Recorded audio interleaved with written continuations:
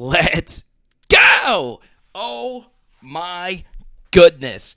Could it be Logan DIGGS, a homecoming to LSU? Comment down below. Do you believe this is LSU's best back if this actually happens? So what I'm going to do is I'm actually pre-recording this because I am in full belief that Brian Kelly is going to get this done because, as many of you know, the history of Logan DIGGS in the state of Louisiana is quite lengthy, and obviously LSU would love to add some depth to its running back room. Now, I know a lot of you have mixed emotions about this run in particular because, well, this is LSU's also new defensive line coach, Jeremy Lindsey, coming over from South Carolina. And you see Logan DIGGS actually gash him and house it in a high-leverage situation. This actually ended up being Notre Dame's first lead of the game. Boom! I'm looking at you. Yes, you, right now. So, there is some good news. That wasn't entirely on the defensive line. In fact, the second and third level defenders have to make that play. And a good cut by Logan DIGGS, all right? And now, in this same game, this actually ended up being the best game of Logan DIGGS' young career at Notre Dame. Watch him take this football, okay? Look at all this space right here. The play design generates that. We now need you to do something with it. You could tell this is a backup linebacker. Starting linebackers rarely have numbers in the 50s. And this corner takes an awful angle. Now, keep in mind, South Carolina's best corner, Cam Smith, who often plays towards the field, did not play in this game. So, once again, bowl opt-outs always end up hurting the team because that's just how it is. And Logan DIGGS, look at this burn action right here. Once again, not the absolute most impressive run, some really bad angles and even better play design, but still, we like to see the burners. We also like to see the hustle for number 4 to help Logan get in here, and we get a big-time tutty. So we see that he could catch a football out of the backfield. We see that he could house a run with the defense crammed in there on a 3rd and 2. So, look, in this game, it's looking like Logan DIGGS is a single-digit type of playmaker. And look, we've seen run, we've seen pass, but what I'm about to show you is actually going to be Logan DIGGS' most impressive trait that I have seen up to this point. Boom! I'm looking at you. Yes, you. Right now. So, if you want to help grow the PHL movement, feel free to drop a donation. You can also get some new PHL merch, PowerHourLSU.com. So in the background, you see Logan DIGGS as a true freshman in the bowl game versus Oklahoma State. Now remember, Brian Kelly did not coach this game. He had already started coming to the Holy Land, which of course is Baton Rouge, Louisiana. But still, on that run right there, Logan DIGGS, obviously some fresh and growing pains. Probably a little too much dancing, especially considering the situation on 3rd and 2. But I think part of the reason why coming to LSU is just a very fun proposition is, well, this year he would be playing with Sam Hartman, who is their new quarterback. He's not much of a runner. Jack Cohn, the quarterback here, wasn't much of a runner. Jaden Daniels as a runner just opens up so much, and you don't really have to respect Jack Cohn's ability to run. Now, right there, it really wouldn't have mattered if Jack Cohn was Lamar Jackson. That play was just blown up. But that is something that is very tantalizing about coming to LSU. Now, once again, this is Logan DIGGS as a true freshman, and this right here is actually the play that really stood out to me, okay? And it is really impressive stuff, okay? Now, we're going to break it down from so many different angles. It is rare that you see film study on a running back's ability to pass pro. And look, it is hard for me to just fully evaluate a RB's ability to pass pro because you'd have to watch basically every single game. It's hard to find cut-ups of that very thing. But this is a very exotic look, okay? So they're in this three-man front, and they're bringing a cross dog blitz, something we actually saw from LSU in the spring game. So they're not only bringing this guy, they're bringing this guy, and they're actually looping this guy around. And Logan DIGGS is the extra A-gap protection right here, okay? Now, in the last spring game film study, we learned about slide protection to the left. Once again, 4-man slide protection to the left. Everybody steps to the left. Their job is to pick up all of these players to their left side gap. Tackle automatic one-on-one versus this end. And Logan DIGGS' job is to pick up any scraps, okay? And look at what he does, all right? This guy fakes like he's coming through here and is actually coming around, and they get exactly what they want on the slide protection to the left. So 62 gets off his assignment and he picks up this lineman. 55 gets off his assignment and picks up this lineman. He's occupied. So Logan DIGGS has got to read that this left side A gap is about to come through untouched. And you see, look at all this Egyptian hieroglyphics happening at full speed, and look at what he does. He sits and he is waiting right there to pick up a guy that was ready to earhole Jack Cohn, who of course is holding on to the football way too long. Could have hit Michael Mayer on this crosser. Instead, he throws a really good back shoulder throw, and it's dropped. But that was all Logan DIGGS, a true freshman back picking up the pass pro. So you'll see it again here. They line up in amoeba front, which is when no linemen have their hands in the dirt. That's what some people call it, but still, that's essentially what it is. Another exotic look on this 3rd and 4, and look at this.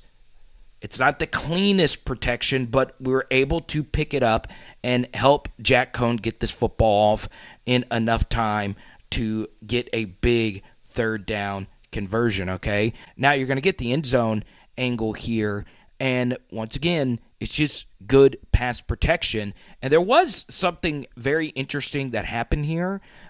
You'll see that this, and this is just really well communicated, really well coached right here. This lineman lets him go knowing that Logan DIGGS is going to be there. And you'll see that this linebacker pauses just for a second. What he's trying to do is come on a delayed blitz. That's why he's not just blasting through here. And sometimes if a running back sees that a backer isn't going on a blitz, he'll go out on a route. But that is not the call here. Logan DIGGS does a good job being patient and sticking with his assignment. I also like that he doesn't cut block. I'm not the biggest fan of a running back cut.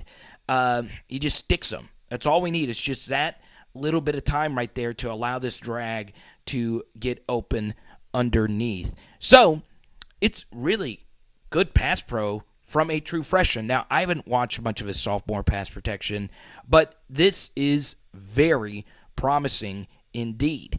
Now, overall, my final grade on Logan DIGGS is really solid. Would he be LSU's best back? I am not entirely sure about that. I still believe Josh Williams is the guy, okay? Now, I really wish 55 would have peeled back and taken 20. I would have loved to have seen what Logan could have done. It's kind of just dead to rights, especially when the pass was floated that high in the air.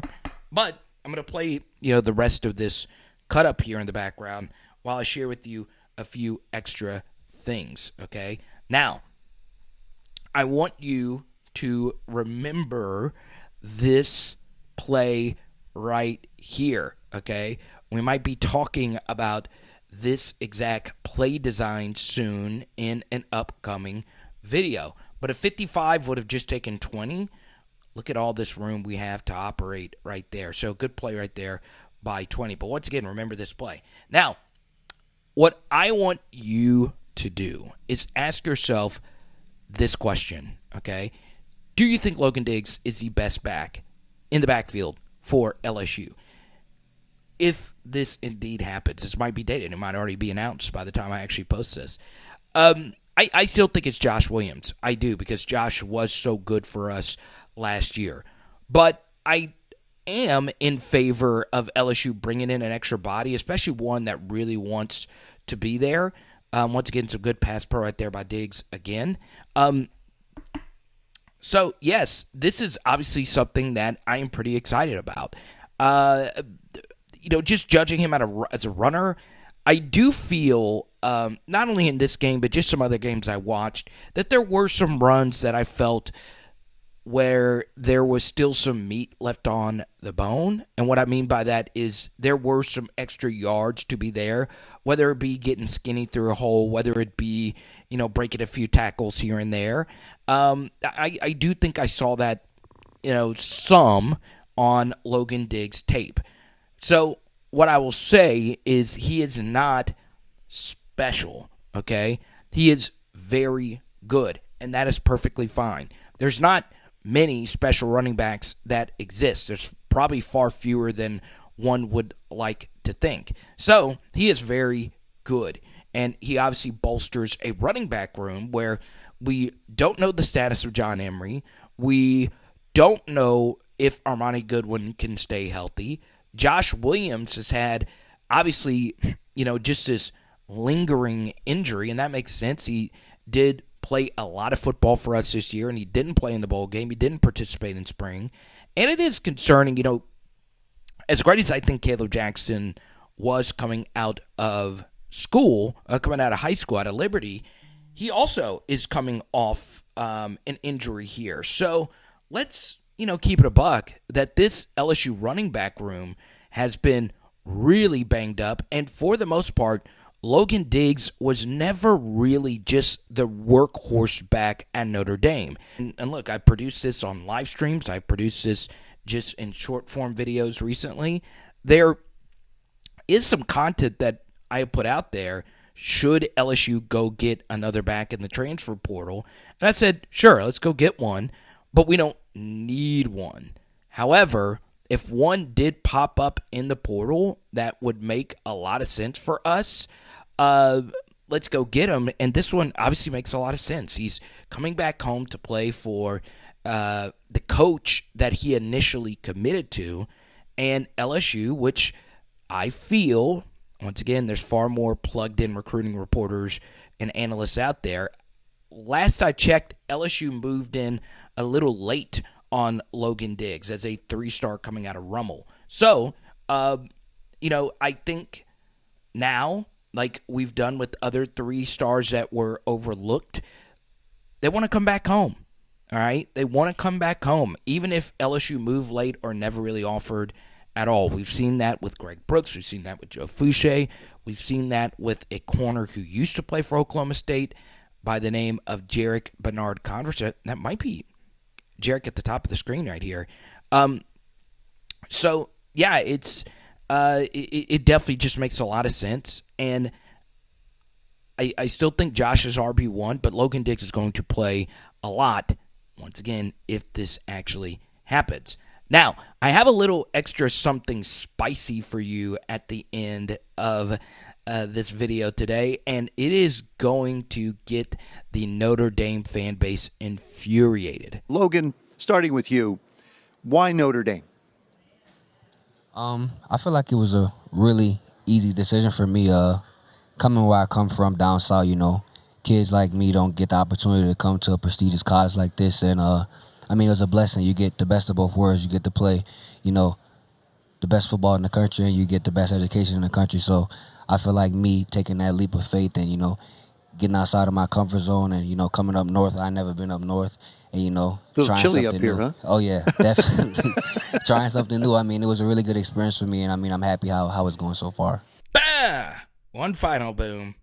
3 booms for Logan DIGGS, future jersey number for LSU. Hey, look, number 3 on offense is open, and it's been worn by some pretty good players, including one like Logan from New Orleans. So, obviously, that really stings if you're a Notre Dame fan, and it's time for the Fighting Irish fans to realize the allure for playing for the Fighting Newt Rockneys, the Fighting Rudies. It's over, okay? And I understand that there's going to be a lot of mudslinging going on here because this is, once again, LSU sticking a dagger into the heart of Fighting Irish fans. I get it. But the young man is from Louisiana. He wants to play for the home state school. And need I remind you that Rummel's had some pretty good players play at LSU. Now, they have Ashton Stamps coming in for this class. Kobe Fields recently played a year at LSU and transferred out. But the legends are, of course, Christian Fulton. That Jamar Chase guy is kind of good. And if you're an LSU fan, do you remember this legend right here? All right? If you're watching this on a premiere, give it your best guess because I want to shout out a PHLer who is a proud Rummel Raider, and that is my good buddy, Mr. Ed. Shout out to you. He is also a patron, and that's Craig Stelz. He was also a Rummel Raider. One thing that's really interesting about Rummel athletes is quite a few of them. I believe also walk-on Evan Francione was also a Rummel Raider. But what's very interesting is there are so many Rummel players that exceed their recruiting rankings. They always play better than what they were initially slated. Logan DIGGS has been a better than 3-star recruit. Now, Fulton and Chase, they were both really highly rated recruits, but they were also very good starters on national championship teams. So Rummel has just a high hit rate. And obviously Craig Stelz exceeded his recruiting ranking as well. So it is very fascinating how many good players that Rummel has produced. And shout out to all our Raiders that watch this channel. My buddy TZ, and so on and so on and so on. So let me know what you guys think of this film study today on Logan DIGGS. I'm pretty excited when this happens. I'm just going to go ahead and speak it into existence, okay? Now, what we're going to do is floating in your face in just a second.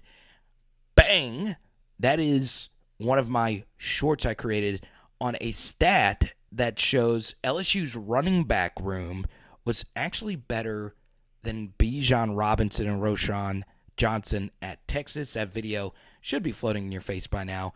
And don't forget, hit that subscribe button, okay? It is Power Hour LSU. Bam! And tonight we are doing